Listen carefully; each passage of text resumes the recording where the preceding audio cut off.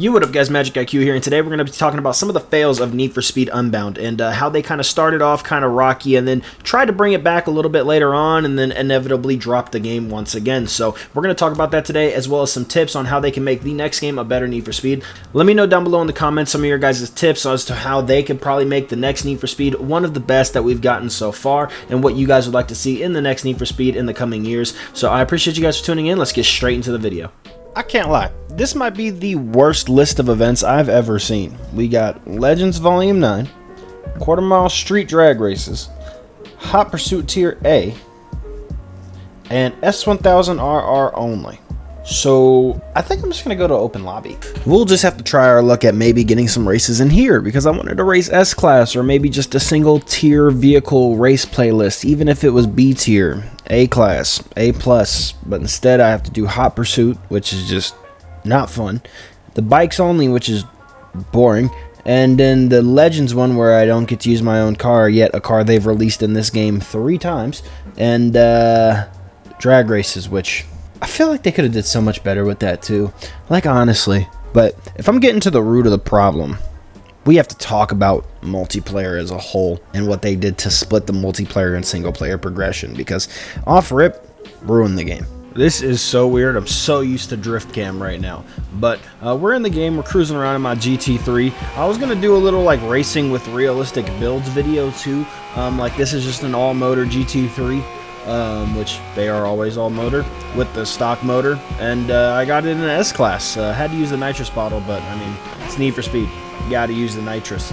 So let's just cruise around and kind of talk about where, like we said, they first went wrong by splitting the progression. So not only did they make it so that single player was super cringe and but the story's just terrible.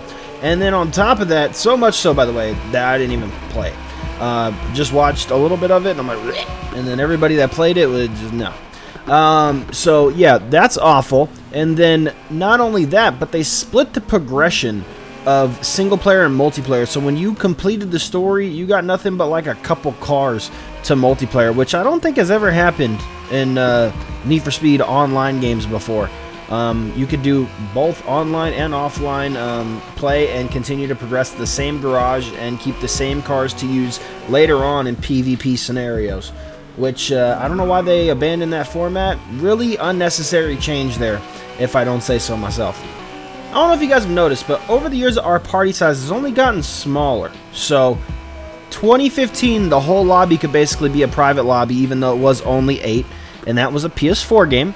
And then Heat, which was kind of one of the first games to go between both gens, I believe, was also 8 players, but the whole lobby could be 16, I think, or something like that. So we had 8-player parties and 16-player lobbies that were cross-play, and then in Unbound, we decided to scrap the 8-player parties, and then all people asked for the entire year was, can we get private lobbies? Can we get private lobbies? Can we please get private lobbies?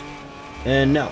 So instead, we resorted to forcing people out of lobbies either by brute force or spamming playlists. And to limit us from being able to do this, they added a timer so that we can't spam playlists to make private lobbies for ourselves anymore. So that essentially killed any kind of private lobby system that we had to make for ourselves. And instead of replacing it with an actual private lobby system, which of course they won't do that because that requires effort, they decided not to do that. And one of the main issues, okay, so multiplayer and split progression with the campaign, not a good one. And then multiplayer just not having private lobbies in a racing game, not good. Could you still free roam with 16 people? Yes. Have I gotten 16 private party lobbies? Yes. Is it fun? Of course. Would it have made this game last a lot longer? Yeah. It'd probably still be even more fun to play now if we had private lobbies. But as you guys know, they're already done, and luckily there's a bunch of mods coming out that are super dope. So you guys can see this game looks absolutely beautiful. I think it deserved private lobbies. It would have been a lot more fun to cruise around and even just do some highway cruises with 16 people doing roll racing and things like that. But hopefully in the next Need for Speed we get private lobbies and no more split progression, and a story that makes sense, and cops that can drive by themselves. Maybe even challenging police like they were in, Heat. Now, next let's talk about physics. So this game arguably does feel pretty good. It's nice for a Need for Speed game. I saw some talk online about people being like, talking about Simcade physics and like how they wouldn't like it. and how people are dumb for thinking that it would be cool. Just because it's Simcade doesn't mean it can't lean more towards arcade than simulation. Now, I think Simcade would work for this game, as you guys saw by the drift mod. That's a good example of Simcade physics. It's a rather realistic looking drifting model, but it requires some skill to perform. Like, I really liked Pro Street and Shift in those games, so I mean, like, I don't see where people could say they love those games and then say they don't want Simcade physics. I think people just don't want it to become a simulator, which, trust me, I don't want it to become a simulator either. But this game could definitely use some benefit from some realistic aspect of physics. Not everything, but it definitely could use a little help. Because the game does feel good when you're cruising around like this, no problem, but as soon as you get into races, the brake to drift thing just needs to go. People should just be using their brakes to actually slow down, and that would generate some sort of simulation-esque physics. Like, literally, all they really need to do with the grip physics is drop brake to drift, drop the burst NOS. I don't know why I hated it. Burst NOS is so based on luck.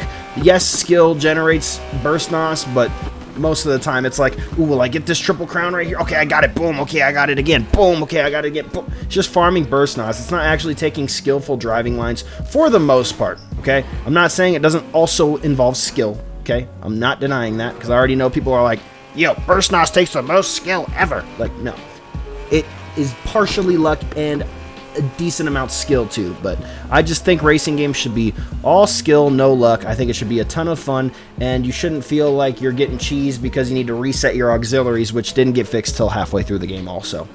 And you know what else still isn't fixed that needs to not be in the next Need for Speed game? Glitch Wave. I don't know if you guys know what Glitch Wave is, but on top of the super finicky, like, burst NOS physics, there's also this thing called Glitch Wave. So if I were to build up burst NOS and then hit this car and then use my burst NOS, it wouldn't make me go as fast because I just made contact with a car, and now I'm penalized from turning or using my nitrous properly for about a good 3 or 4 seconds. And that makes a terrible racing experience when the servers were as desync prone as they were when the game first launched. So that instantly killed a decent amount of the player base because races weren't even fun.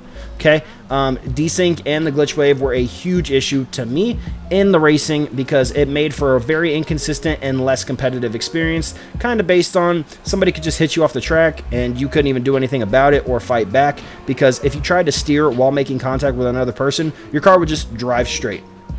Imagine if you like hit a pothole in the road like a little bit harder than usual, and then there was a turn coming up, but your car just said, nah, we're good, son, we're going straight into the wall. That's essentially what glitch wave is. Literally. And in a game that is using a lot of jumps and hard contacts with things, including other cars in the ground, you probably shouldn't have something like that in the game because it's never been present in a Need for Speed before, and it makes for a very inconsistent experience. Okay? Now, we're going to talk about drifting. Obviously, when the game launched, it was horrible. But Drift Pro was pretty good. I liked Volume 7's drift physics. I still think they should have actually looked at some of the feedback that they got and actually adjusted things like they said they were gathering the feedback for, because they didn't adjust anything. But I do think the only thing that really needed to be changed about the drifting was the fact that the wheels didn't countersteer in the proper direction and kind of broke the immersion. Again, I know it's not a simulator, but that's just a little thing that games like, for example, CarX, Torque Drift, all these other games have, because in the assist settings, A, it makes the game look smoother, and B, it also provides a more consistent, like, cool looking game. It just looks better. Nobody wants to power slide everything. You know, actually drifting makes sense. Now, all-wheel drive cars counter steering all the time? Probably not, but it's not a simulator, so every time you drift, the car should be counter steering like a normal drift. It just looks better.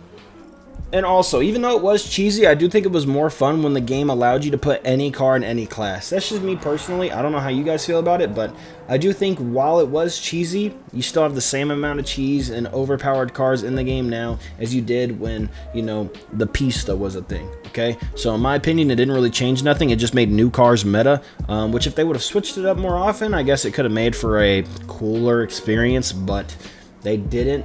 So, yeah, the meta changed like 1 or 2 times, and then every time they release a car, it would just be OP, and cars having different grip physics than other cars makes no sense either. I thought at some point they were going to do a Kaizen update where every car in the game would get the Kaizen racing physics, and that would have actually made it pretty good as far as racing goes, but yeah, they didn't do that, so some cars are just obviously better than others due to them just coming in a later update, which is, I mean, feel about it how you could, but I think the Kaizen racing physics felt pretty decent. I think that needs to be in the next game. Again, I would drop the burst NOS, but I think Kaizen did a great job if they continue to work on the next game. Although I do think it should just switch to another studio other than Criterion, in my personal opinion. I wish Ghost still existed because they did an amazing job looking back at those games and playing them with mods. I mean, those games are actually amazing. This game's cool, but definitely not one of the better Need for Speeds of all time, as people are trying to like gas it up to be. They just kind of saved it from being absolutely horrible and made it a decent game. I think Lockdown does have a place in Need for Speed as well. I think it's a very cool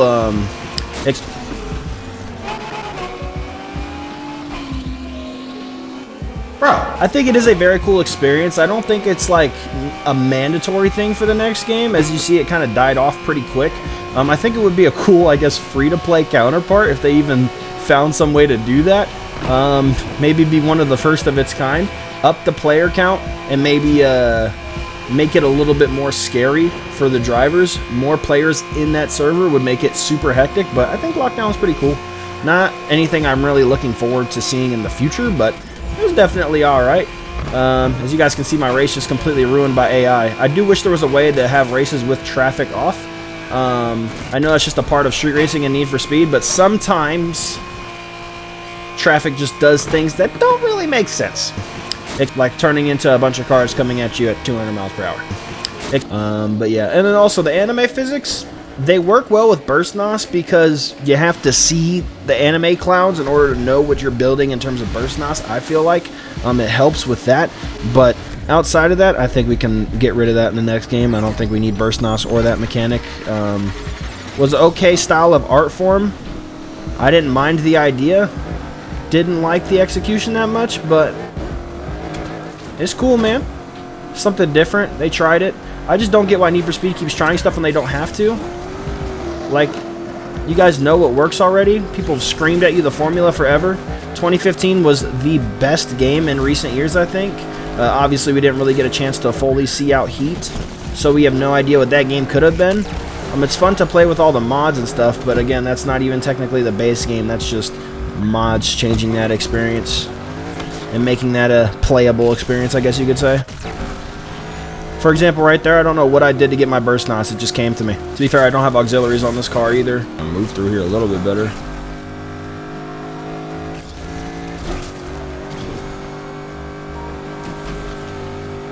This thing's pretty decent, though, I can't lie. I haven't driven a grip car in forever. I'm more used to drifting, but I've been playing Sims recently, so I guess this helps my brain. Because if I had to drift race in this game, which is super, like, gotta be cracked out to do sometimes, I'd probably be tripping right now. Let's try this. It's probably gonna be a horrible idea. Oh, okay, it worked. If you guys don't know what I tried to do there, it's a Tron turn where you hit the gas and the, well, you hit the NOS and the e-brake at the same time, and it kind of makes your car do this, like, super tight turn.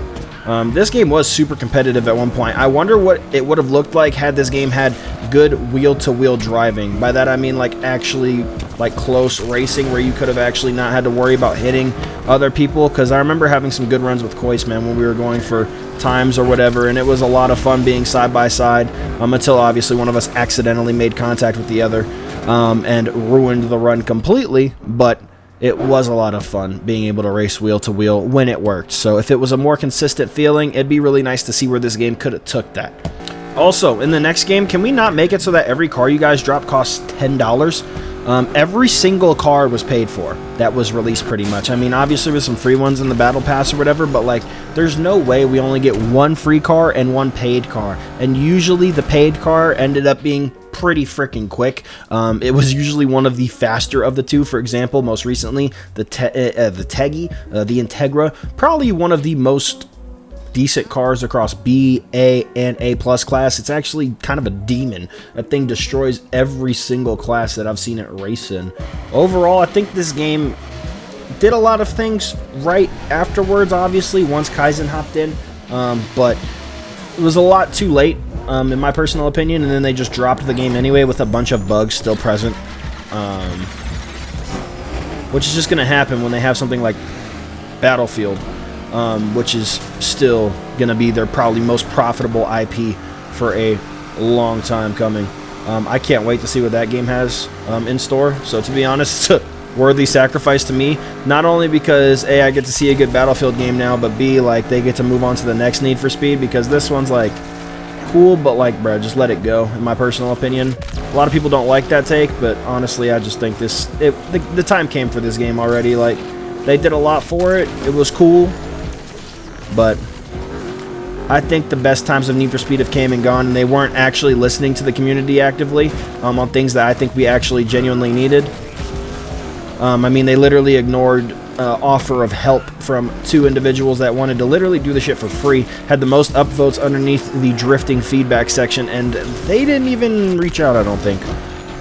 So you got people trying to help you fix your game with a bunch of people supporting it and saying it would be a good idea, and then they just don't do it. I mean, I don't think they implemented anything, whether it comes to drag racing or drifting, that changed either of those modes in any kind of way. I think they actually broke drifting the first time they did an update, from what I remember, when I was testing it out with Debusta. I assume they fixed that at this point, but yeah. Not to mention the drifting is like one of the cheesiest things ever, and isn't like actually drifting, it's just mangying through routes to cheese the score the most, usually in a truck. Because as you guys know from history, those are the best drift cars. But I mean, that's all I kind of wanted to talk about today, man. Like the future of Need for Speed, where I think they went wrong, and where I think in the next game they could do better. The car list, I don't think needs to change. I think the car list should be the same going into the next Need for Speed, not releasing cars, holding them back, and then releasing them later for money. Don't do that. Keep the same car list into the next Need for Speed. Keep some of the changes you guys did. Get rid of the things that obviously make no sense, and we'll have a good Need for Speed game on our hands, man. I really liked this map. It would be cool to see map expansions in future Need for Speeds. But overall, man, it's, you know, looking forward to the future, and let me know what you guys think down below in the comments, man. There's not much of a wish list I can do this far out. We don't even know what they're gonna do. This is kind of me wrapping it up, man. As far as Need for Speed Unbound like content goes, like me personally, like I'm gonna keep drifting on the game and having fun with drift videos probably, but as far as racing goes, I mean, there's not really much to do. It seems like the playlists they're choosing are just on a never-ending rotation at this point. So also, I forgot to say, leaderboards. Can we get leaderboards next time? Please? Like every other racing game? But yeah, it is what it is, man. I appreciate you guys for tuning in. It's from MxgicIQ, and I'm out. See you guys in the next one. Peace.